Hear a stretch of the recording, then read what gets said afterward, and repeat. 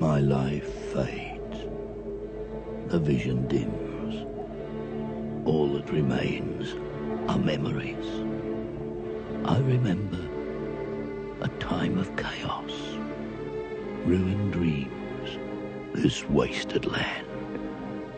But most of all, I remember the road warrior, the man we called Max.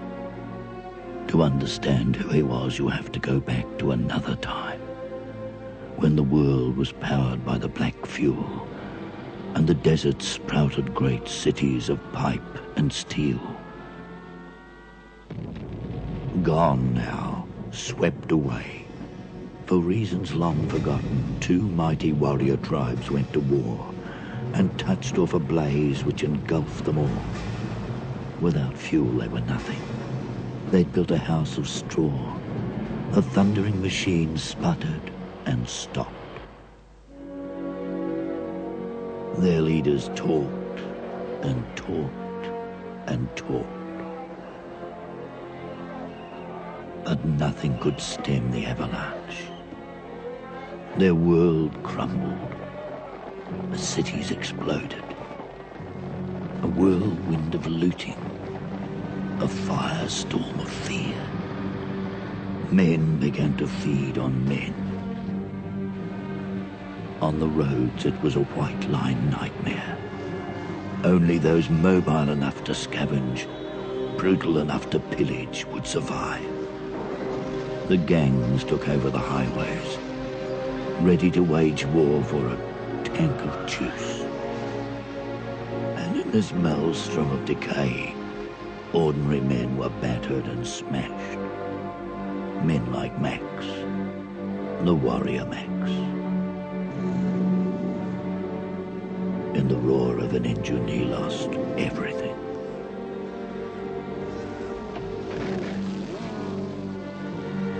And became a shell of a man. A burnt-out, desolate man. A man haunted by the demons of his past. A man who wandered out into the wasteland. And it was here, in this blighted place, that he learned to live again.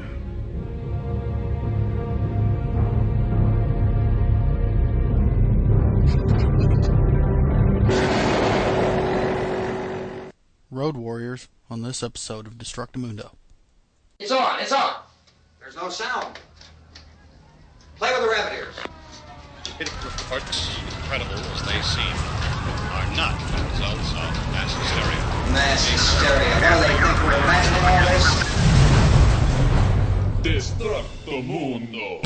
Witnesses to the effect that people who acted as though they were in a kind of trance were killing and eating their victims prompted authorities to examine the bodies of some of the victims. Medical authorities in Cumberland have concluded that in all cases the killers are eating flesh. People they murdered. Repeating this latest television justice in Maryland. Civil defense authorities have told you that murder victims show evidence of having been fleshly devoured by their murderers.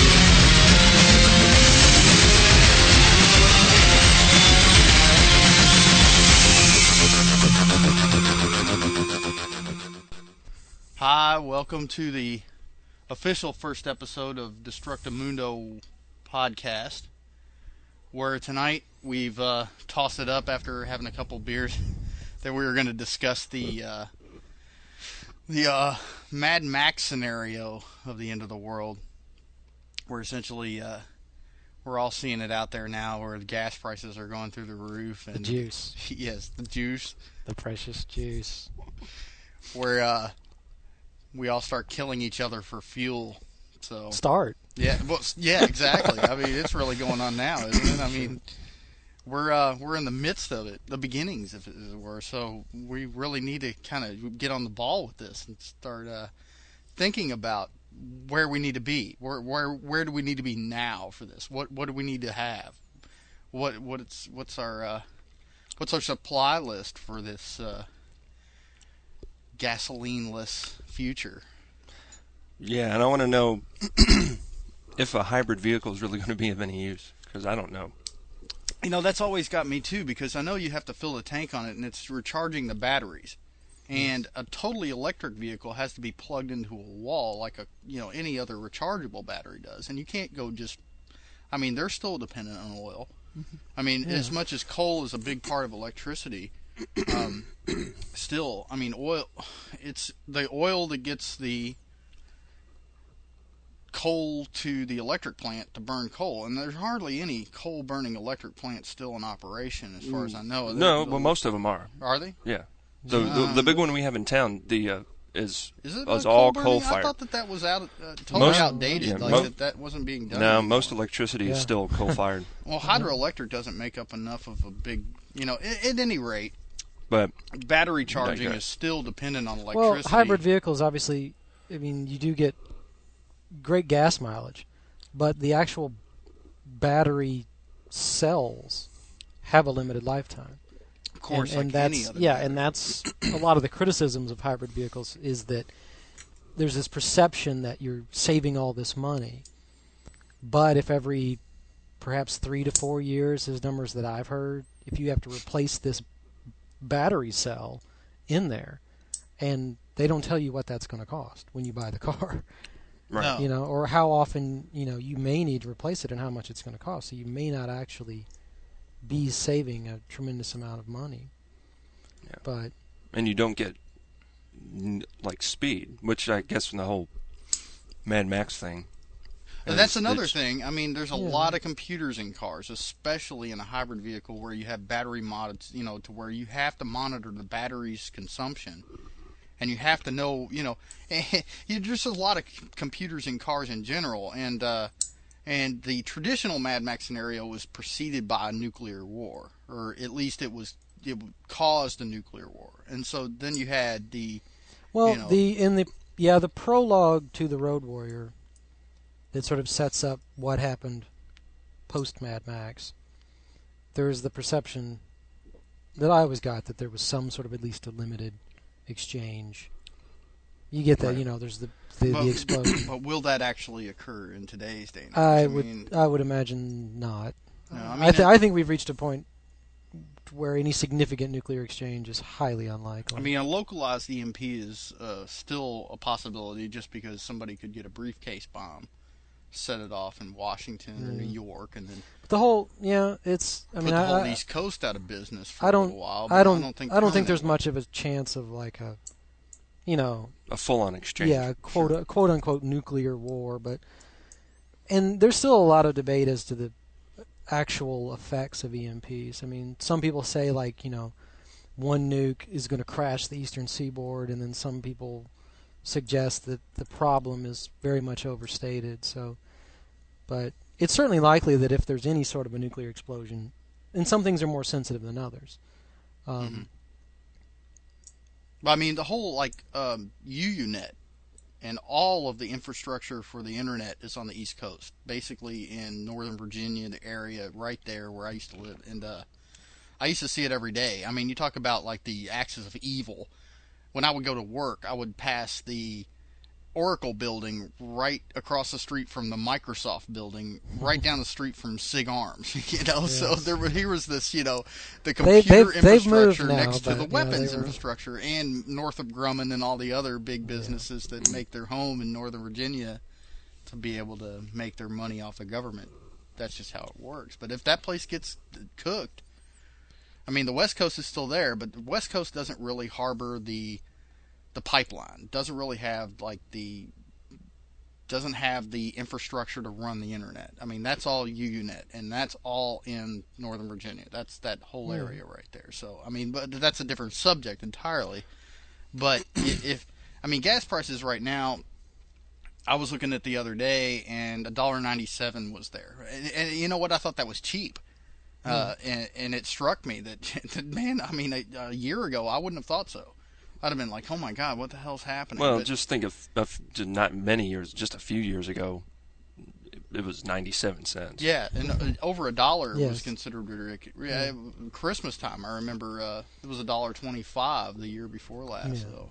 Well, the prices are gonna rise. There's nothing really any of us can do about that. But what are we looking at? When do I go get the shotgun and start sort of hijacking? You don't have one? Sure. Yeah. Well, yeah. Yeah. Well, yeah. I mean, you're outing me looking on the at air, man. That I'm weaponless. It's a question of resources, and obviously a great many, whatever you want to call them, disasters or calamities. You're going to have events because it's supply and demand. You're going to have a limited amount of resources, and as the demand, the demand is not staying at the same level. No. Nor is the supply staying at the same level. In general, demand is increasing and supply is decreasing. Incoming. That sounds like artillery. Yeah, we have artillery sounds outside our door right now, and here we are talking about this. I'm thinking maybe we're caught unawares. The wrong end of a mortar barrage. At any rate, I wish you could hear this. I hate mortar fire. It's so impersonal. Sure. It's a very long-distance weapon. Yeah. But I mean, so you're going to have a question of,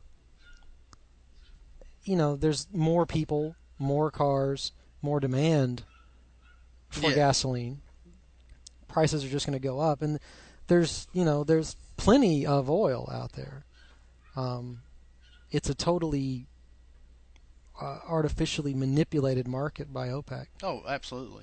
But to, how to, far to maintain their profit margins. How far will they go? I mean, because you're talking about basically countries that are reining back a theocracy that would love to see this happen, would love to see the first world crumble to its knees, because they're not worried about. I mean, everybody's out to power, but you still. I mean, the Saudis are keeping they're letting people in their country basically tell their citizenry that they have to behave a certain way according to the Quran, and not to say that that's the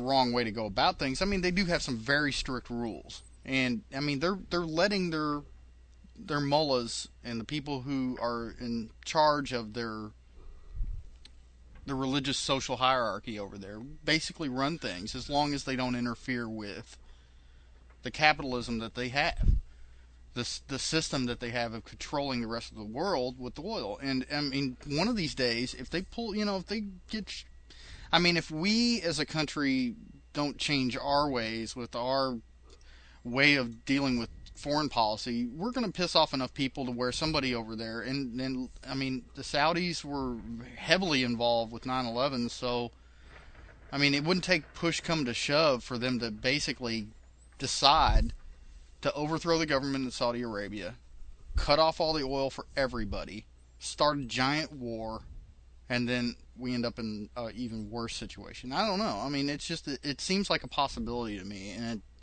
I don't know. I don't know what our figureheads in government have thought about it, but, I'm sure there's people thinking about this right now. Getting paid pretty good to do it, too. Yeah. So I guess what we are really discussing here is there an actual possibility of the road warrior type of apocalypse? Sure, I think, yeah. But not... I'd say yes. Okay, so if circumstances... But it wouldn't be a nuclear war. Yeah, I think it's there are certain aspects of it that are almost inevitable, contingent upon some other, if you survive any sort of huge disaster, collapse of civilization, whether it's a natural disaster, epidemic, whatever, asteroid from space, something, the survivors of that are going to run into something, I think, very similar to that. Yes. You're going to have, especially then, because the petroleum industry is going to be gone. There's obviously there's huge amounts of gasoline in reserve in places. I don't know where they are. I wish I did, but there's gasoline around. I'm sure. I do know where there's some gasoline actually here in town. Yeah, I'm not talking though. It's mine. But I mean, obviously there's reserves of it. It's not like they make it last week and then I get it this week. The stuff's around. Sure. It sits for a and while. And then, and it's not terrifically difficult to make a gasoline that cars will run on. Obviously, it's not going to be as clean as... No, if you actually actively lower the compression ratio of your car, get it down to a reasonable level, like around 8-to-1. I know we're going to get some email from somebody who's going to say I'm incorrect on this, but if you get an engine's compression down to a certain level, which means that you basically have to up the CFMs of the carburation unit or fuel injectors. You have to just make sure it pumps more of it. You can actually run on something approaching 70 octane fuel. Yeah. I mean, it really depends, because a higher compression car is going to need better fuel because of the way it runs. It's getting more out of its energy, but it's just, you can do it. It would be very difficult on modern cars because you'd have to mess with the computer. But, I mean, there's plenty of people out there that can. Yeah. That's the thing. I mean, you can mess around with the fuel injector flow with a laptop if you have the right connectors to do it. So without that, the recommendation would be to get an older model vehicle. Which is where you wind up with the road warrior. Yeah, exactly. And it makes sense. I mean, modern cars are ill-suited for that kind of work also, because they're not made of the same kind of materials that older cars were made out of also. Muscle cars were made out of some pretty rough stuff back in the 70s. Yeah. But, I mean, you look at the modern cars, I mean, there's a lot of computers and there's a lot of complicated stuff, but they're fairly low maintenance. Yeah, the stuff will run if the computer goes out. It just won't run well. And, and there's a lot of... And as it gets worn out, it gets beat up. You can't maintain it. Well, that's not actually so. On a electronic fuel injection car, you do have to have that computer to run that.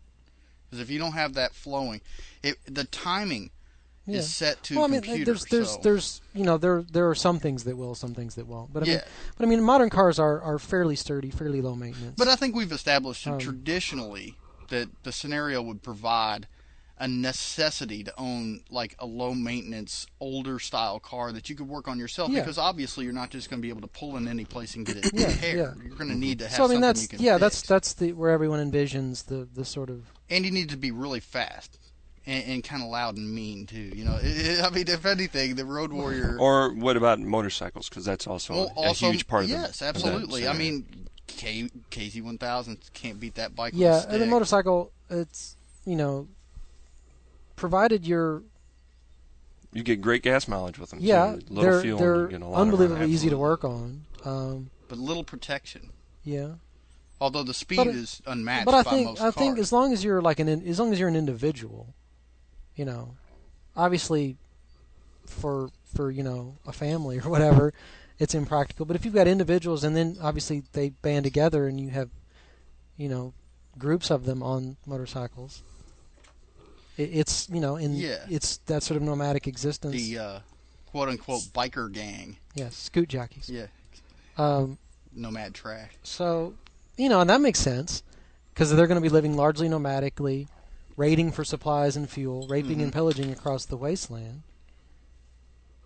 I mean that makes perfect sense to me. I mean, but if you were a loner, you really kind of need a car. I mean, because if you're carrying all your supplies, if you're carrying your stuff with you, and you're on the hunt for fuel, and you're carrying all your extra fuel with you, which is another thing too. A lot of people don't consider this, but it's actually less economically feasible for you to drive your car with a full tank than it is for you to drive with a half tank, because you're hauling around more weight, which means that you're burning more fuel. So that's why when they do, polls for races, they run them at the least amount of fuel possible. But if you know what, in the Road Warrior as opposed to Mad Max, he's removed the rear deck lid, and there's a reserve fuel tank installed into the trunk compartment, basically. Yeah, obviously you're going to need to carry around excess fuel over the amount that you would need to normally drive, because you never know when you're going to end up with more gas. You can't just say, well... the worst, one of the worst things you would want to do is like to find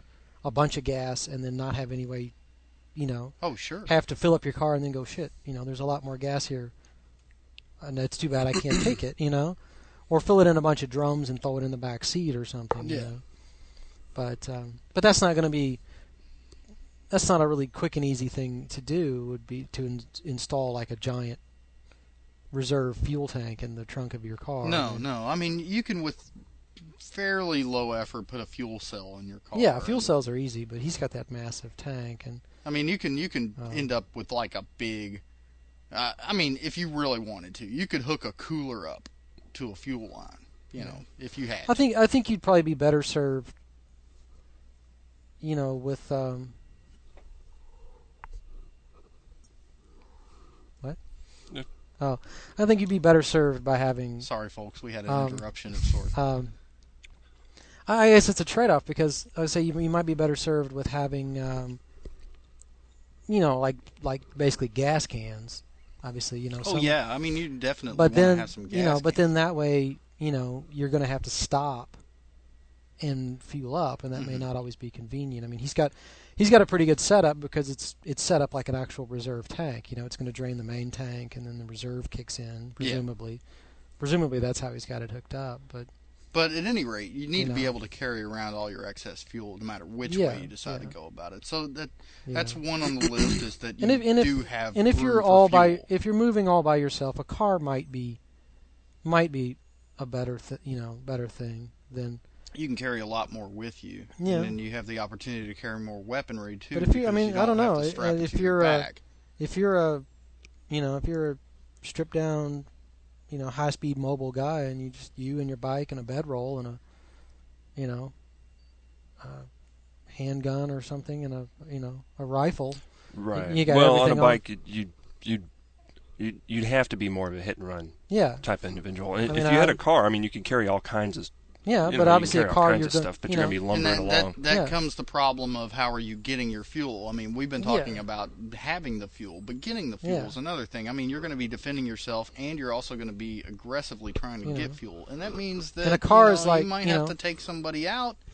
And I don't know, man. From watching Chips, I learned that the only way they ever caught anybody on Chips was to make them wreck. Yeah. I mean, they couldn't do anything. I've long maintained. I mean, I've been on a motorcycle, and one of the first things you realize when you ride a motorcycle is you wonder why in movies is anyone in a car ever frightened of anyone in a motorcycle. Sure, I mean it's so easy to take a guy out on a bike. I could be in a Chevette, and there could be 500 guys on motorcycles trying straight through them, sure. trying to kill me, and none of them could do anything. No, you know, it doesn't take anything. I mean, anybody in a car can very easily kill anyone on any motorcycle if they want to.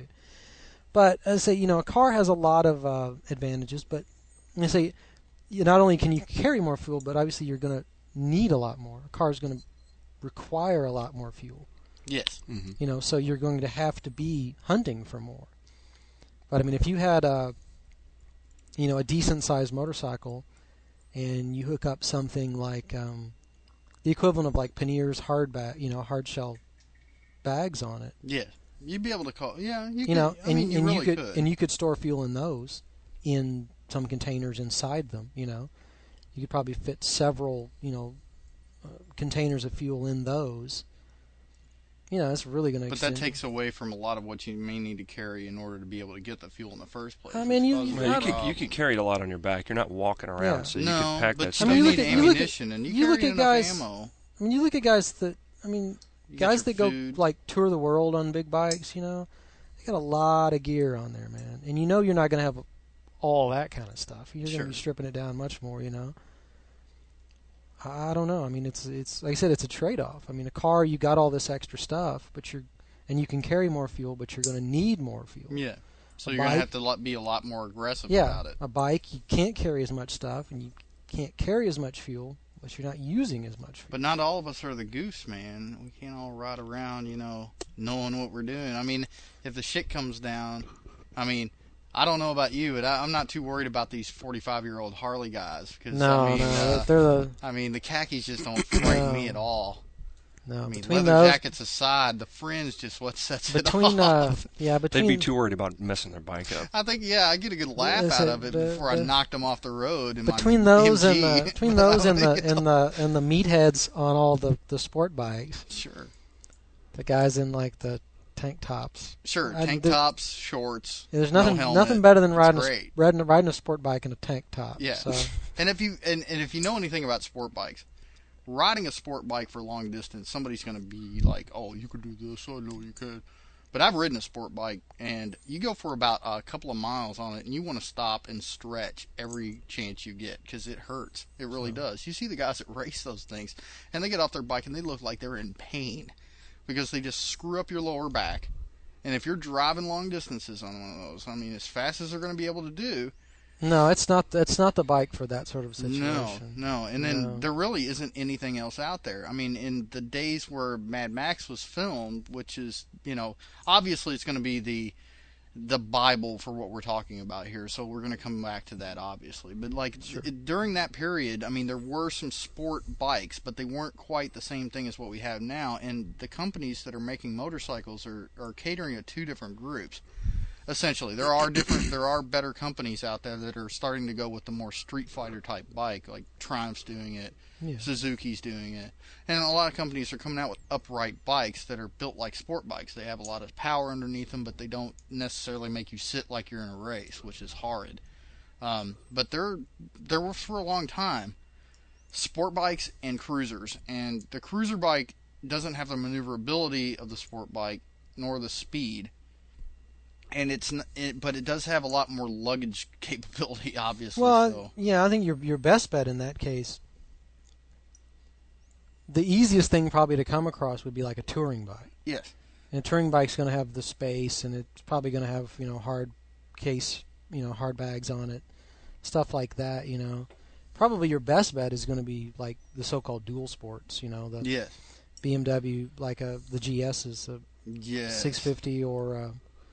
The 11, well, it's now a 12. The 1150 GS is now it's. Well, 12. any of the BMW Dakar series, anything that's in that range of bikes where you can go off road if you have to, and I mean. And actually, what is considered by a lot of people to be even better is the Kawasaki equivalent, the KLR 650 from Kawasaki, which is similar to BMW's F650 GS Dakar.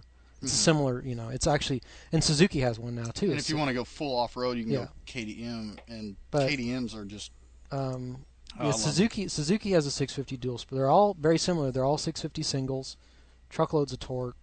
Absolutely, just singles. Great. Yeah, and those are like I'm talking about the adventure touring bikes, the guys that go around the world, and BMW makes the big monster version of it. Yeah, which is a trade-off because it's a lot more power. But if you're on rough terrain and you're dumping that thing every now and then, picking that son of a bitch up. He's going to get old real quick. So the Harley Davidson for me would just be the worst bike imaginable to have because you'd be limited in where you could actually ride. Yeah. The breakdown characteristics of the Harley Davidson are awful. I mean, they're always in the shop, always. And I mean, I don't want a bike that I can't trust, and I certainly don't want one that I can't steer. So I would definitely think a dual sport or a full-on enduro off-road bike with maybe some street tires would be the way to go, because you could go off-road. If you knew that you would be going off-road more, then you could do that. You could put like knobbies on it and ride off-road all the time. Just get yourself out someplace, but then you're going to be limited to where you'd be able to go. Yeah, it's going to be rougher on there's you. It's a popular sort of idea, these people, when they discuss, these apocalyptic scenarios and what they term bugging out and all this stuff, like I'm going to get out of the city and I'm going to get away from all the crazy shit, and they always perceive like they need a Jeep or an SUV with all-wheel drive, and they need all this stuff, and I'm like, where exactly are you going? Are you going to drive? Are you going to drive your Cherokee up into the woods somewhere? I don't know. And there may be times when you may need to cross a field or something. Yeah. But you can do that in any car unless it's muddy or you're driving like a idiot. I think in a situation like this, the last thing you need to worry about is getting stuck in the mud. Yeah. But there's always you definitely want to not get stuck. But it's not it's not going to be on my priority. But I'm not. And like I said, there may be moments, when you'd be happy to have that sort of thing. But I don't understand this perception like they're going to be driving off-road. I mean, I can't even imagine how many millions of miles of paved roads there are in this country. Oh, yeah. Pretty much anywhere where you'd want to drive, there's a road to be there. So. Or it'll get you damn close. Yeah. It'll get you within walking distance. Yeah, there's something. Road. I'm like, this off-road thing, I'm like, where exactly are you going to drive up to, like, the top of the Rockies on the side of the mountain. Yeah. There are roads that go up there. Yeah, you can live in a state like Wyoming, and you can have one person for every 100 square miles. And you could live on paved roads and never see a soul probably the whole time you're out there. So yeah, I mean, I think largely at least for me, in my way of thinking, this the necessity for any sort of off-road travel, it seems largely overstated to me. Mm-hmm, mm-hmm. It just seems like the sort of thing that would happen so rarely. And those vehicles are not terrifically efficient for just lots and lots of driving. Oh no, absolutely not. Most vehicles that are four-wheel drive use so much fuel that they're just. So you see a lot of these. If you're not a support vehicle for a group of people actively going out and getting you fuel, and you're not vitally important to the group because you are able to store a lot of stuff, then I don't see why anybody would be wanting you to drive your big honking SUV, gas guzzling ass around. I just don't see it. I don't see anybody owning anything except for maybe old Jeeps, old two-seater. I've encountered discussions online and stuff, and these people that have this sort of bugging out when the apocalypse hits type of mentality, and there's so many of them that have some sort of an SUV Jeep or a full-size pickup truck, right. and they've got all this. Or their dream vehicle is a track vehicle. Yeah, that type of thing. Something that desperately needs like a supply chain. Yes, guys driving deuce and a half full of gasoline to you so you can do it. Not to change the subject, but these are also the people who are like, I don't want to have to carry ammo with me, so I'm going to carry reloading equipment and reload ammo on the on their way. Like, well, there's how much freaking powder are you carrying around? Yeah. And where's all this brass coming from? I mean, and where are the bullets coming from? Danger to everyone around you. Dude, if you carry if you have to, powder. There's plenty of Walmarts to raid. Yeah. But there's this this perception of this large vehicle, like it's some sort of full size truck or a full size SUV, and they've got like this big cattle guard grill on the front and all the lights and all this stuff, and I'm like, I don't understand why you're going to be driving off road. And they've got all this and I'm like, if this is your vehicle and you've got everything, presumably everything that you think you're going to need to survive the apocalypse in there with you, all your guns, all your food and water and whatever, you're not going to be crashing through roadblocks with it either. No. At least I wouldn't be. I mean, because you're so reliant upon this vehicle. You're bugging out. You're fleeing the city. You're leaving all this stuff behind. Driving into the wasteland. And like, why would you? Your living. I don't know why you're going to be driving cross country. Like I said, there's so many roads to get you anywhere, and you're not going to like be driving through stuff. Well, presumably you'd want to stay away from like mass populated areas simply because if everybody's at each other's throats, you just want to stay away from. Yeah, all the idea is just the cities are going to be the worst place to be because there's so many people, and generally when you get a lot of people together, crazy stuff happens. Oh yeah, violence ensues almost overnight. You if you have the catalyst of some sort of catastrophic event going on, of something like that, things get crazy. I'm going to get out of the city, man. So we've pretty much decided if you're making your way into the hinterlands, as it were, and you're doing so in either a car that you can maintain yourself or a motorcycle that would be able to have off-road capabilities perhaps, but more or less have the ability to carry some baggage and would be friendly to bad road conditions. Most bikes are. You want a bike that's comfortable to ride for a long period of time. Yes, absolutely. And you can carry a fair amount of gear on. It's fairly mechanically simple. Something like that. Yes. Something that you were, because you do need to have an intimate relationship with your vehicle. And I'm still of the mindset that if you own a motorcycle and don't know how to repair it, you shouldn't own a motorcycle. Because the engine's open to you. You don't have to even pop a hood so much. It's to just look down and there it is. And if you don't know how to change your own oil, or the guys that take it to the dealership to get the spark plug out, I mean that can be difficult for some people because they have a hard time getting the wrench in there to do it. Now, I've seen bikes that are hard to do that on. Yeah, but regardless, you should know how to do all the little things to your bike to keep it running. And I think the guys that don't, I have no respect for whatsoever. The guy that he takes his bike to the dealership to get the oil change. Yeah. And his wife shows up in the car to pick him up because he has to drop off the bike to get the oil changed, I mean, and then bring him back later when it's done. It's the Harley Davidson mentality of motorcycles. Yes. They're the rebellion that you never got to be a part of because you were too busy, avoiding war. Whoa. By going to college. I'm not saying anything about guys out there, but hey, if you bought a bike in the last 5 years and you're over the age of 40, chances are you bought it in order to relive or live for the first time some kind of rebellious youth. So you're doing your midlife crisis, right? And I'm sorry, but that doesn't make you, it makes you a guy who owns a bike. Well, no, I mean that's yeah, exactly, and that's not necessarily a bad thing. No. But if you think people are supposed to be impressed by it, then, absolutely. Then you're a fucking tool. Yes. That's the point, It's like, I don't care if you go buy whatever you want. Oh, yeah. But if you pull up next to me and gun the throttle and look over at me, I'm going to laugh at you. Yeah. I'm not going to go. Have done so. Yeah, and I'm going. And if I'm feeling really frisky, I'm probably going to point at you and laugh. And it's like, so, but that's whatever. I don't think we have to worry about those guys. Well, a lot of because those guys are not going to survive whatever happens. Yes, exactly. They're going to be too worried about the collapse of civilization. They'll be out buying bread and milk. Considering their bike is a viable form of transportation, they're like, this is how I get to the bar. This is how I impress chicks. They're going to be. This isn't they're going to be too busy. They're going to be standing there deciding which pair of relaxed fit jeans to put on, and should I or should I not put my chaps on over them? Exactly. Do I need my chaps? Well, leather pants do hold up a hell of a lot better than jeans do nowadays. Anyways, I mean, you really got to hunt out there for some denim that will hold up. I think the first thing you ought to do is go get you a pair of leathers are unwashed Levi's, and wear those suckers in. I mean, for the sort of prolonged wear that that you'd be encountering in this sort of situation.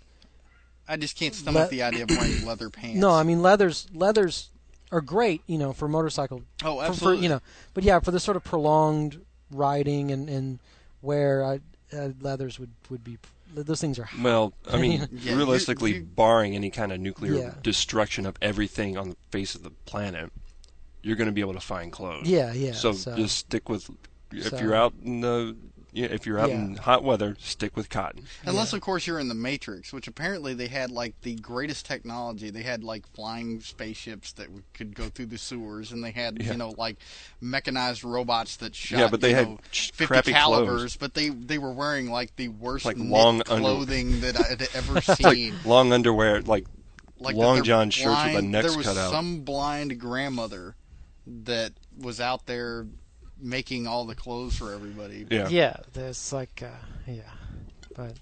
yeah, but at any rate, you should have clothes that are durable, that are wearable year round. You shouldn't have to go this is another good point.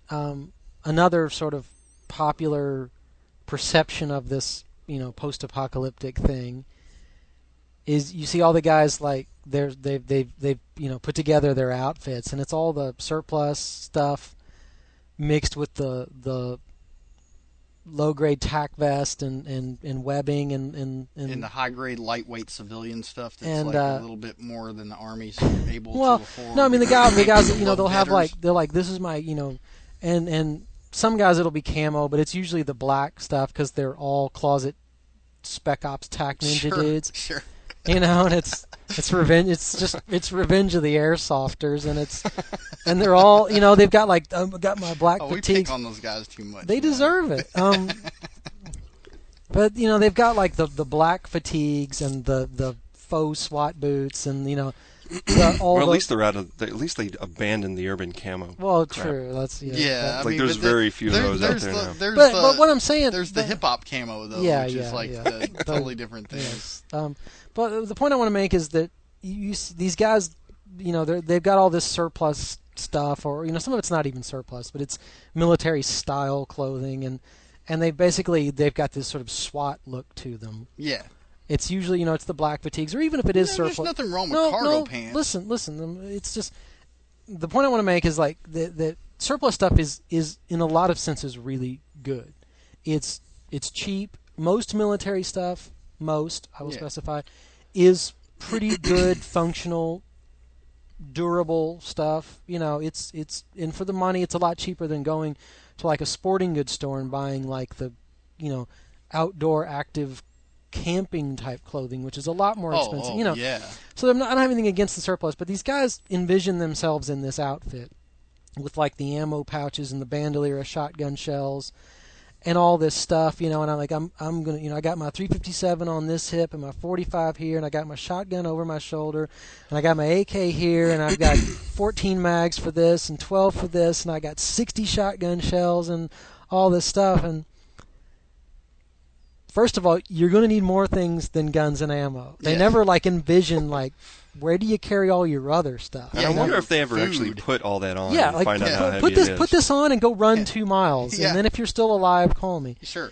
But one thing that I've always thought is a problem with this sort of thing is that whether it's the when they're suiting up to face the end of civilization as we know it, whether it's the zombie apocalypse or whatever, and they're going out to lay waste, or if it's but I mean, at least in the early stages, obviously if the world has completely gone to hell and there's absolute chaos, you can do whatever the hell you want, nothing matters. I can wear a total chaos. You can you can wear I can Hawaiian shirt. I can wear a gorilla suit and a top hat. And no, but the point I want to make is in the early stages when there is trouble and some people are bugging out and some people are barricading themselves in their homes, and these guys envision themselves doing this stuff. You're not gonna at this point. You're still gonna have law and order, and whether it's police or military, local, regional, federal, whatever. MFP. There are going to be people trying to maintain law and order because that's what they do.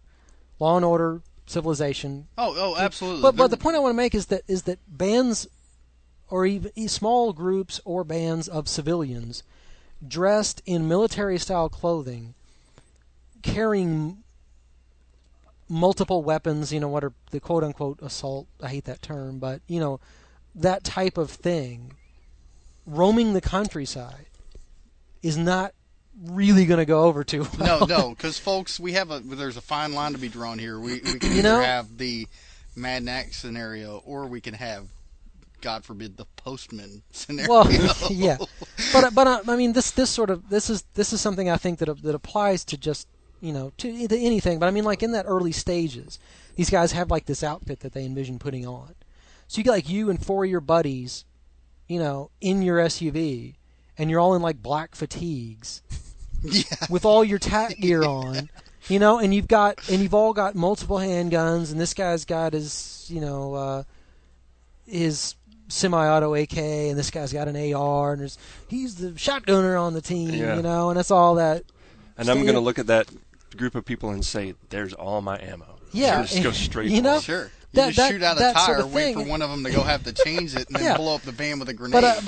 My point is that that sort of thing in the early stages of whatever sort of catastrophic event we're talking about, that's really not going to go over too well because there are going to be law enforcement people. No, they're not going to want to see rival law enforcement groups out there and there's thinking that you're there's going to be police making your own laws. And whether it's there's going to be police, there's going to be federal stuff, there's going to be whatever the National Guard, whatever. Mm-hmm. That sort of thing is not going to go over too well. But if you're with you're some guy and maybe you got one other person with you, or maybe you've got your wife or your girlfriend, your family there, and you've got a hunting jacket on and a lever action deer rifle, that might not be a problem. No. And it's something you can use for multiple things. But that's not going to be anywhere near as frightening in their perception. You're there's some crazy shit going on, and you need something that you can you can it's, hunt with, because otherwise you're going to be out there in the hinterlands looking for a gas and Slurpee that's got some cream corn left on the shelf, and then you're going to try. I have a funny story about cream corn, by the way. But I was just thinking about this. That's just the point I wanted to make about these guys that have these the SWAT ninja outfits, And anybody that owns a balaclava, if you're not doing outdoor winter sports, okay, yeah, or robbing a bank. Yeah, true. I'm not sure why you need a balaclava. Yeah, Grow a beard. Exactly. I mean, the only conceivable reason you need one is so somebody doesn't recognize you. Yeah, if you're not Put on a hat, if you're grow a not beard. outside in really cold weather, you don't really need to own a balaclava. No. Okay, that's not really. Yeah, that's not something that you're gonna. But- You've watched too much G.I. Joe. You're not Snake Eyes. Sure, Yes. sure. But that's just something I was thinking about that the other day. Just that like I said, there's going to be roadblocks. There's going to be people trying to maintain law and order. They may not be particularly successful at it, but there's going to be people doing that, and like these sort of armed civilian gang sort of things roaming the countryside. Whether you could have the best intentions, you may be out there to bust some zombie ass. Yeah. But you're trying to do their job.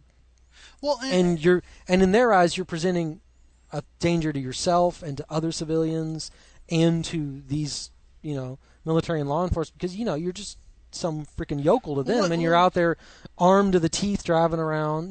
Let's say you're in a place that's sparsely populated and it's pretty much been left to lawlessness. I mean, the whole idea of the sign that rule of law ends 5 miles, and Anarchy you're Road. Out, sure, yeah, you're out in the stuff, and Christ, and let's say for some reason some guy's willing to drive across this in his tanker truck. Yeah. That brings up the question: how do you go about getting a tanker truck? What's the proper method of overtaking, a truck full of gasoline?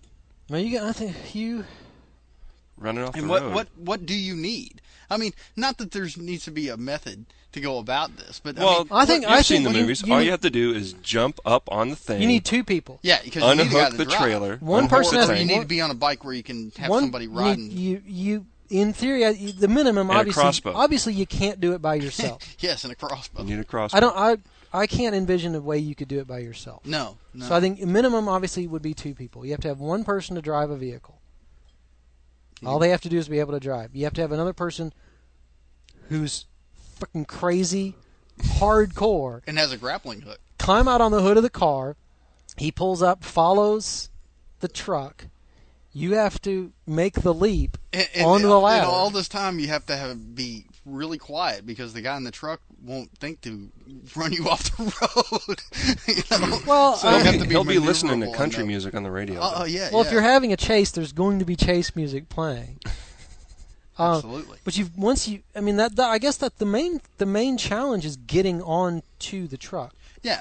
I mean, a lot of them have the walkway on the side next to the tank, and they have the ladder that comes up from about the middle. There's where like it the ladder on the separates back, the and there's the walkway. one that someone had the one across the top. Yeah, so really, if the truck has a ladder in the back and you can get in the guy's blind spot, then that's going to be the best way. So being on the hood, driving up to the rear of the truck. Because I think basically, once you get onto the truck, you've got to just make your way up to the cab. We should say it ahead of time. If anybody tries this at home, rock on, but we're not at fault. Yeah. So We don't cannot try to be sue held us. accountable Yeah. for your craziness. Yes, exactly. But I wish you luck. Yes.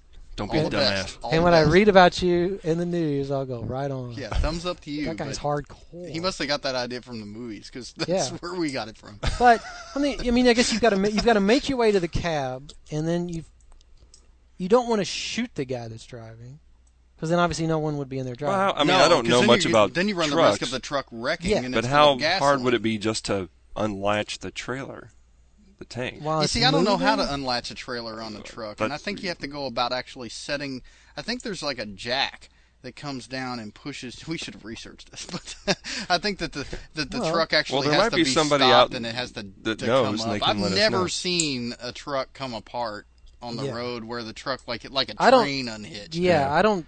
Well, I don't know. From my limited exposure to that sort of thing, I don't think you could do it. I don't If think there's any either. truckers out there listening to this, maybe Please you let could me know. email us and let us know how we I go don't. about I don't think so. unhitching So I'm the thinking truck. you'd have to find some way to basically threaten the driver enough to get him to stop. You just wave a shotgun at him. Well, that's what I mean. You drive up Yeah. and you tap the glass with the shotgun, and they'll pull over, man. I mean, what are they going to do? Like flip you No, off? I mean, no, I don't think they. I mean, you can't just pull up next to them.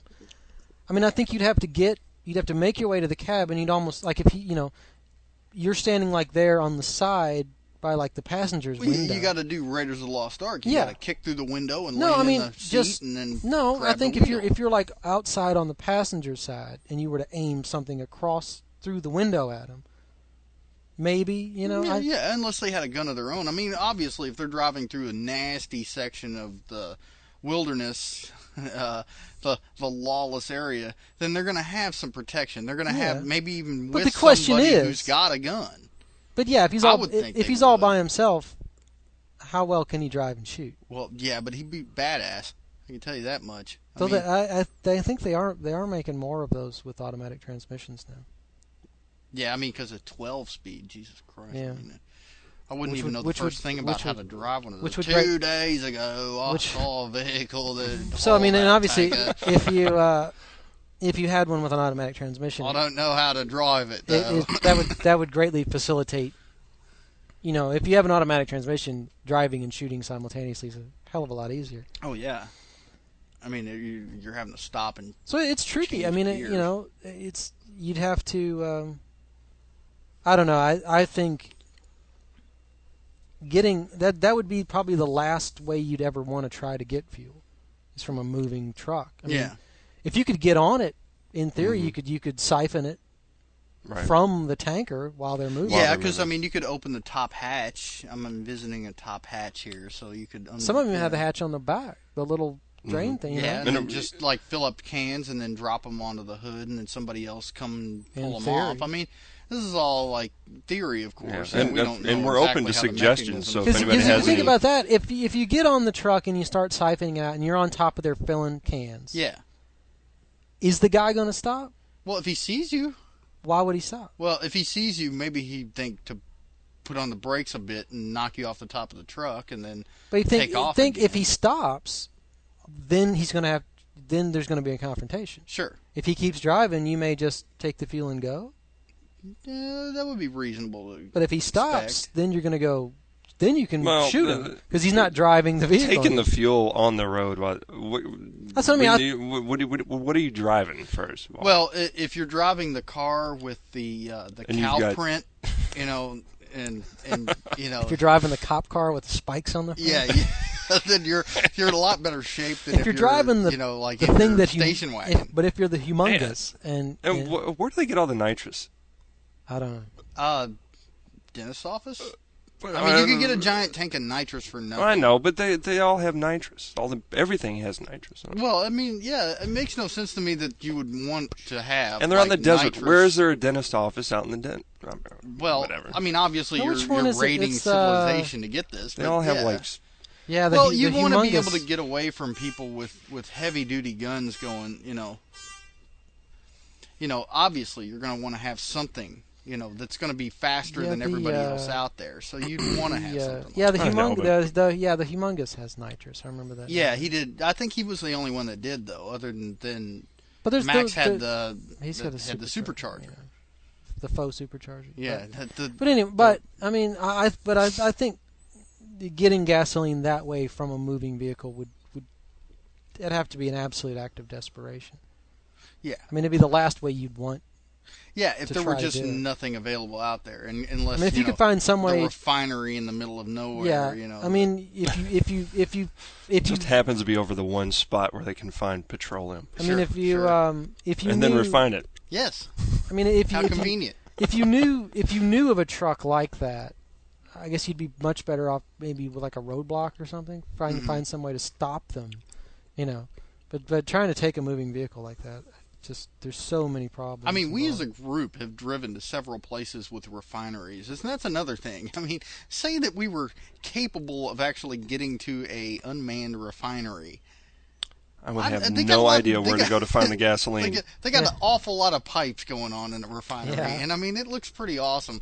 And I don't really think I know what that how to go about like even turning what valve to get what. I'm pretty sure they're labeled, but there's a maybe somebody an awful who lot of them that have we to might be have done in somebody order. who might be eventually listening to this and let us know. Well, yeah. I mean, somebody out there maybe works at a refinery. I mean, we're Yeah, going to compile enough information to be able to pull this off one day, I guess. I'm guessing there's. Well, we need to make friends with the I'm refinery guessing- people, is what it is. I mean, that's the classic method. You need to give them something they I'm not Republican though. That's a chomp. I'm not. I don't know anybody in the refinery business. I'm not a No, Democrat but the either, so I don't know But anybody. the people that work at refineries are definitely not Republican, I would think, because that's a rough job, and you don't see a whole lot of guys that are probably Well, it's. I mean, I'm non-union guessing. I'm guessing at a refinery, types. there's got to be a storage. There's probably a certainly. I mean, absolutely. Got to be some big honking storage tanks. Yeah, so you'd obviously be able to use those. But I don't exactly. And I'm guessing that's what they fill up the tankers from. Yeah. So They don't drain them unless right they're off the underground. pipe. Well, I mean, refineries make more than just gasoline. Also, they make kerosene and every other petroleum product from crude oil. So, I mean, you could walk away, with a tanker full of Vaseline, and if you're not careful, you'd be like, "Wow, I'm never gonna chafe again, but this ain't gonna do me any good." Well, I mean. Damn it! Picked the wrong damn thing. Oh, I wouldn't say it's not going to do you any good. But but, yeah. But I mean, I guess I don't know. I mean, a refinery would be obviously that's a very attractive target to a lot of people. So that might be something very dangerous to get involved with. So the trick would be if you did find a refinery to make friends. So you need to have some gifts on hand that you can. If offer. there's people because they're already at the there, refinery, and we all know from experience and from history. From experience? Well, from history, anyways, from other people's experiences. From my exposure to popular media. Yes, that fortifications don't hold. Eventually, somebody's going to be able to take them out. And living in a refinery, when your gate is a bus with plating on the side. Yeah, but it wouldn't take but one stray bullet in a refinery. They probably have signs all over the place: no smoking or shooting guns. Yes. Because the stray bullet hits one of those pipes full of some kind of flammable liquid, the whole place goes up. And I mean, they got to be scared to death of somebody just like shooting off something. So armor plating on a building such as a refinery, if you want to even call it a building, mess up pipes is what it looks like. I mean, but. It wouldn't take much to put that thing asunder if you decided to just go shoot it up one day. Yeah, you either give me some gasoline or I just start shooting wildly in the air, and they'll probably give you whatever. Yeah, certainly. And I don't know that you'd want to try to, invade or take over a refinery. Yeah, unless you have a great voice for loudspeakers. And I don't think it'd be the kind of place that. Walk away. I don't think it's the kind of place that you'd. It's too much pain. Don't forget that cheesy '70s hockey match, the goalie match sure. too. The metal one. Oh, absolutely. The humongous. The Lord, you think humongous. They rated like a sporting goods store. Oh, that looks great. But I don't think that a refinery is a really practical place to try to like stay. Yeah. I wouldn't want to live real close to one. No. So I guess the big question is where would you get most of your gasoline? Would it be mostly like raiding, I guess you'd have to live pretty close to like the fringes of civilization in order to make entries into it to get what you needed and then haul ass out of there. I think the easiest thing to do, I mean, unless you know how to get gasoline from a closed or non-functioning gas pump, is just to siphon it from other vehicles. Yeah, but then you run the risk of getting shot by the guys that are carrying them out as much. That's why you got more than one. You have. So. Oh, I doubt that. I mean, there's plenty of SUVs out there with 25-gallon tanks. I used to hang around with a guy in high school that lost his gas cap, and he stuffed a sock in it. And, he had that sock hanging out the end of his, gas the world's tank biggest Molotov cocktail. And then the sock fell out one day, and what do you go? He stuffed newspaper in there. And I was like, dude, that's a wick.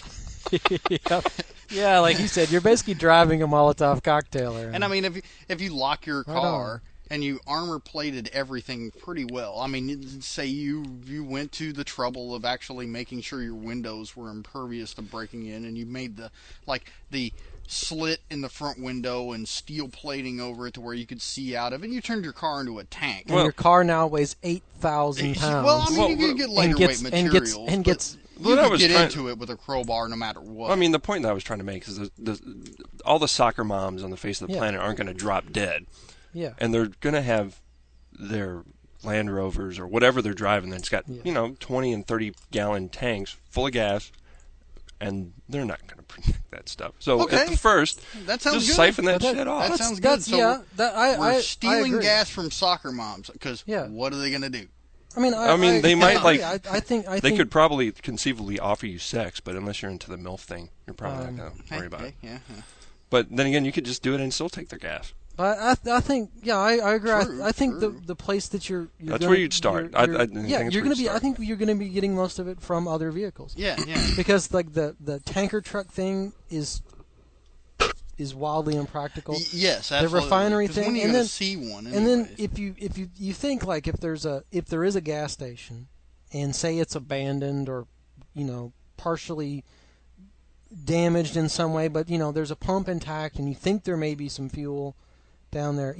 If all those mechanisms aren't working, it's going to be tricky to extract the gas from the underground Yeah, because tanks. most pumps are electric anyways, and they're not the hand crank type. So you're going to need to have a big siphon. So there may be a gas station, and it may have gasoline in the underground. Yeah. tanks. You're going to be able to. That's going to be hard to get. You're going to have to get like the cap off, and then basically get a big hose down in there, and then siphon it off into a reservoir of some sort. So there's plenty of car. I mean, there's plenty of. Certainly, the most practical way would be because siphoning it from a car is phenomenally easy.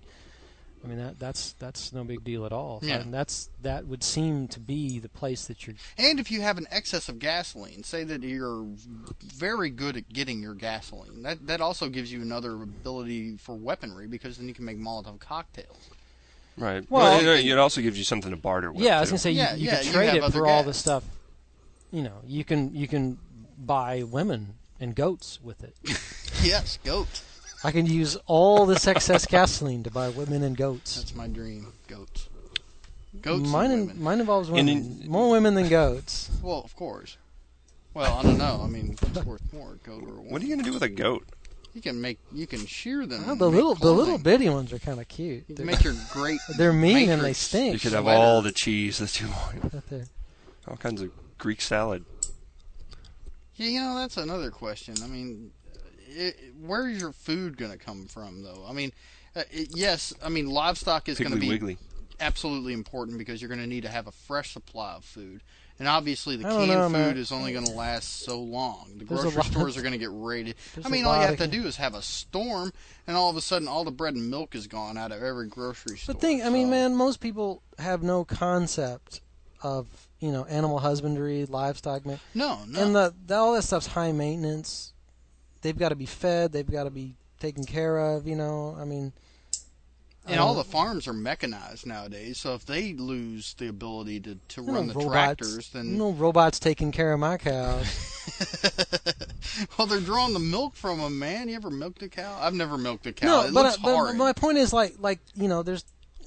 I don't know. I mean, I guess if you, and I think most of the time, I don't know, if you're living nomadically, you're going to be scrounging for whatever. But yeah, but we're just saying, I mean, obviously you're not producing. You're not making an excess of supplies and material for your living. You're basically living a nomadic experience in the carved out Mad Max scenario. So you're not like looking to start a farm or looking to have a community. You're obviously stealing food. So we're catering more to that. Because that sort of thing is highly likely. There are people, who are going to band together and try to maintain. Probably more likely than not. That's absolutely. Sadly, that's what most people are going to do. All the boring people, sure, they're going to, but no, I mean that's just natural. They're, they're going to maintain social bonds and they're going to be, in little groups, and they'll all help each other out. That's what most people will do in any situation. It's the loners, the antisocial, whatever, fringe types, that are going to be the ones going right on, you know. I don't have to go to work. I can just drive around in my muscle car all day, and I can shoot people, and there's no cops. You know, they're the Got ones my that dog, my grappling hook, and my shotgun. you know, and those That's all I need. And you're eating the dog's food. Yeah, that's the thing yeah, that really and you're sucks. sharing because Dinky, she's sharing his Dinky D with meat and veggies. That's right. God, I've seen it too many times. But oh my goodness. you know, but I mean, most people are going to be, you know, forming, you know, whatever you want to call them, you know, these sort of extended families, groupings, things, you know. Yeah. The life of the loner definitely looks like a promising thing for the future if this sort of goes down, but only in that you'll be able to do the things that you've wanted to do for. I mean, I've told girls this so many times. It's like the girls want to think that the fantasy of all males is that, you know, we have tons of women and they do whatever we want. Well, that is, of course, a nice thing, but they just don't get it that the ultimate male fantasy is that there ain't no women. It's just you, your dog, your muscle car, and your shotgun out in the desert killing people for gas. I mean, honestly, that's it. And, you know, that's a really good point to wrap up on, too. I think so, yes. That ladies out there, the ultimate dream Oh, we love you. Is, oh, yeah, we love you. But I mean, we'll trade gas for you for sure. But, you know. For women or goats. Yes, for women or goats, we'll trade fuel. The dog in the car don't nag. Yep. They do whatever we want. Well, I'm not going to touch that. Oh, yeah, I walked into that one, didn't I? Oh, boy. Okay. Yeah. Well, for myself and for me. And you. And you. And we. Okay, and me too. us. Me too. For all of us here at Destructomundo podcast, we wish you a good day, and hopefully... And send us suggestions. Yes, send us suggestions. Because we're not experts. If you have any ideas on things... If you want to bitch, send an email and we'll criticize it on our next show. If you can send us something that we can cover, or if you have a suggestion on something that we should have covered... Or I'll at least check it for grammar and spelling. Yes, or we'll at least... And send it back to you. Flame you for being such a horrid speller. Then send it to us at our email at destructomundo@gmail.com. And tonight's broadcast, Ted has alerted me to the fact that tonight's broadcast was brought to you by Bass Beer, because that's what the liquor store had. Otherwise, and it's good. Or we what a great ad, Bass. It's what they had. That's what they had. Exactly. Oh, that'd be the best billboard ever. Bass. Oh yeah, it's what they had. And a big thumbs up. Yeah, it didn't low in calories, but it's all they had. Sorry. So it is good though. It doesn't taste cold enough for me. No, it's not the coldest tasting beer on earth. So, but it's got a lot of flavor. That's a subject for the next show. So I can't even talk. From the Destructomundo podcast, this is James and Ted and Derek, and we're saying good evening. And so began the journey north to safety, to our place in the sun. Among us we found a new leader, the man who came from the sky, the gyro captain. And just as Pappagallo had planned, we traveled far beyond the reach of men and machines. The juice, the precious juice, was hidden in the vehicles.